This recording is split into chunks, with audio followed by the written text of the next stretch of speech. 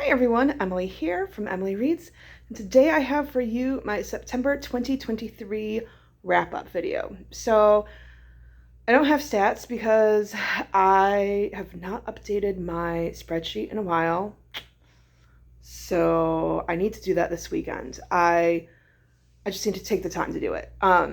It was a struggle bus for me in reading, and it wasn't that I didn't want to read. I did.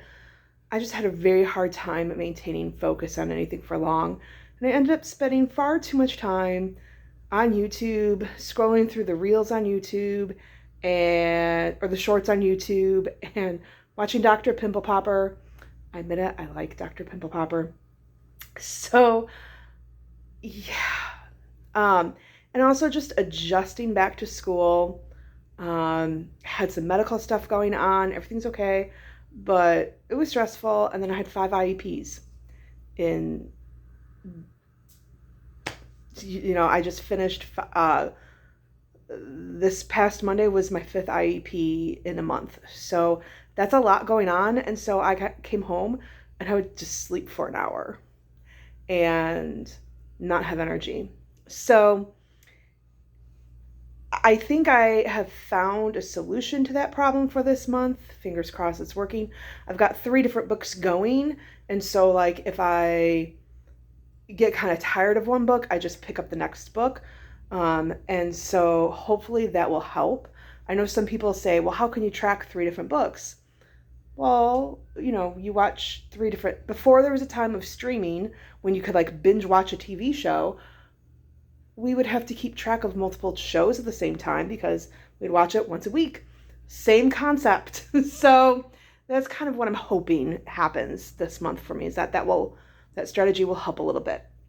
But I read 6 books, 2 of which I listened to on audio, and those 2 were rereads for me. But I have slightly different thoughts on them. So the first book I read is The Bands of Mourning by Brandon Sanderson. So this is the 3rd book in Mistborn Era 2. And I liked this book. Again, I struggled through it, not because it was a bad book. Sorry, my crown. I have a temporary crown on my tooth. It was just beginning to bother me. Not because it was a bad book. Again, I'm just was having a hard time focusing. I did enjoy it. I'm really beginning to like Steris and really beginning to like I started really liking her in the 2nd book. We get even more of her in this book, and I'm liking her a lot. One thing that I did like from this book, a really profound quote that I liked: the difference between good and evil men is not found in the acts they are willing to commit, but merely in what name they are willing to commit them in.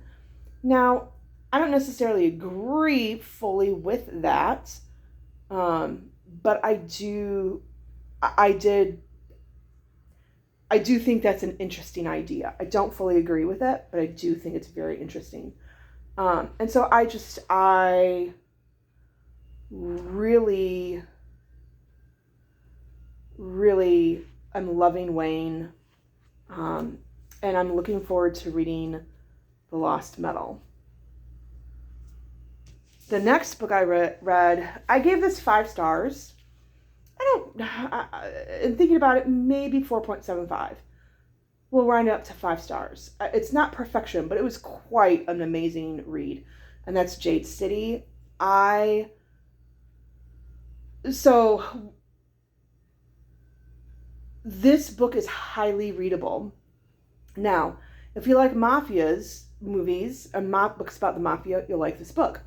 If you like ninja movies, you'll like this book. I don't like either, but I like fantasy, and so I liked this book. I like well-developed characters that are complex, so I like this book. It starts off, when you start off reading it, you're like kind of like the first few chapters, the women aren't the greatest, but again, just hang. If you're someone who's like, ooh, kind of cringy, keep reading.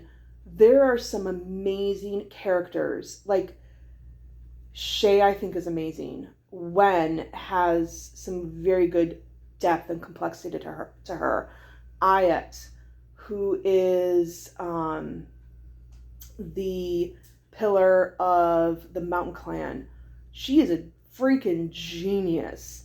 And so I really enjoyed those character developments. Even Hilo, who, like, the man is kind of like Hilo's kind of the muscle of the clan. And even he has some complexities I wasn't expecting. Sorry. There's one character that I just don't like, and I'm afraid he might have a bigger role in Jade War. If you know, you know. You probably don't like him either. But again, I have to back up a little bit. So this is, if you don't know, this is on the island of Cocoon. There is a society of warriors called the Greenbone Warriors, and they derive their magical powers from jade. And the more jade you have, the more power that you have. However, the problem with jade is like you can build up like a tolerance to it. And then what ends up happening eventually, and this happens with people like with addictions, like alcoholism and drug addictions, this happens where you build up a tolerance and then your body, your mind, and you're wanting more of that item, but your body can't process it anymore, so it affects you even worse. And so it's fascinating, the a depiction of that in this book, but it's also about clan wars, and who can control the jade basically controls power. And so there is a clan war between the No Peak clan and the Mountain clan. We follow mainly the No Peak clan, and right now it's the battle's pretty insular, and then it's going to expand further, I believe, in Jade War. Next up, I listened to Love on the Brain by Ali Hazelwood. I had listened to Love Hypothesis in August, so I was like, let's revisit Love on the Brain and see how I feel about it. It is better on a reread. One of my biggest complaints in reading the book was she would make these comments and then they would have a TM for like trademark on them. So like mansplaining, like she has a different version of what she coins mansplaining in this book, and it would be like TM, and it was just irritating to me. That is not, like, the term is still in the book, but that you don't get the fact that it's trademarked when you listen to it. So it's better on a reread, in my opinion. I would say maybe 3.5 stars still for this book. But I did enjoy it. It's about Bee Coinwasser, and she is invited on to to work on a project at NASA, and it's basically like mapping the brain to kind of help understand what astronauts go through up in outer space and help them out, I guess. And so she works with Levi, who is the head engineer on the project, and they butt heads, and they knew each other in college, and they butt heads, and you can imagine what happens there. The problems that I had with the book when I first read it, I still had on the reread, but I enjoyed the listening process more than I did reading it for the first time. And then I read White Knight by Jim Butcher, which is book 9 in the Dresden Files. And sorry, I have a temporary crown on my tooth, and it was not giving me problems. And this afternoon, it just started bothering me as soon as I sat down to record. Okay, so this, we get more, it's kind of hard to talk. We're now in book 9 of the Dresden Files. So, the main kind of thing in this is someone's targeting like Chicago's magic practitioners. So these are people who don't have enough power to become a full-fledged wizard, but they're either disappearing, or they're dying by suicide. And so now, and Harry Dresden discovers like this isn't a death by suicide, it's actually a murder. So what's really going on here? And we get more about Harry, of course. We do get a flashback scene, which was like, whoa, this is interesting. The complaint that I had about book 8 wasn't there as strongly, but it was there with somebody else. So I'm going to put my hand up and now start talking spoilers. So if you have not read this book, or if you don't want to know, just skip on ahead until my hand is down. Okay? So, spoiler talk. So my big complaint with the last book was Molly and the fact that she's 17 and highly sexualized, and she's still a minor. And Harry talks about her in sexual ways. And he fully admits, like, she's 17, she's a daughter of Michael, I can't do, she propositions him and he turns her down. I don't think she's 18 yet still, though, in this book.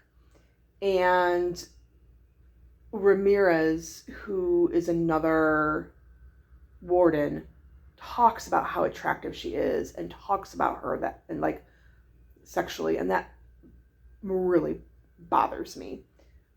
She might be 18 now. I don't know. Maybe she's 18, but it's still just young enough that it's still kind of creeping me out. So hopefully that stops soon. Okay, spoilers down. I did enjoy it. Again, I was reading this at a time when I was really struggling with reading. And so, unfortunately, any book that I read this month, I don't think I enjoyed as much as I would have liked. And then I listened to The Bodyguard by Catherine Center. I don't have anything to show for that. The reason why I listened to it is, again, I needed something to listen to as I get ready for work, while I fold laundry and do things like that. And I read a lot of Catherine Center books over the summer, and most of them were misses for me. Happiness for Beginners was the only one that I really, really enjoyed. Everything else was a big old miss. And so I wanted to listen to it to see, was that a fluke? Was I misremembering how enjoyable The Bodyguard was? Was it a fluke? What happened there? And I can happily say that I really did enjoy The Bodyguard again. Even listening to it, I think it's a cute, fun, romantic comedy. 4.5 stars out of 5. And then I read the last book of the month was The Soulmate Equation by Christina Lauren. And this book is about Jessie Davis, who she doesn't really have much of a dating life. She's raising her 7-year-old daughter. She's got, and she lives in an apartment, and back behind the courtyard lives her grandmother and grandfather, who basically raised her. Her mom is a drug addict and alcoholic, and has kind of been in and out of her life. and she kind of butts heads with River Pena. I'm not going to be able to pronounce his name correctly, but she butts heads with him quite frequently, and they just see each other like in coffee shops, and she learns that he developed this genetic programming, or not genetic programming, but this dating app that like you submit your saliva and it analyzes your it analyzes your genetic makeup, and based on that it will provide matches, and depending upon like the level of compatibility, matches and markers that you have with the other person is kind of like will determine how successful you are within that relationship. And so on a whim, she submits her saliva, and she's very skeptical of this, and it turns out she is like a 98% match with River, and things ensue from there. And I did enjoy this. The reason why I read this was I did get the True Love Experiment, and her friend in this book shows up in the second book, and so I wanted to kind of read things in order. So that is what I read this month of September. Not a great month, but it wasn't bad. I mean, I still managed to read 6 books, but I did want it to be a little bit higher there. Let me know what you read. What was your September like? Your thoughts on the books that I've read. And as always, happy reading. Please like and subscribe. Bye.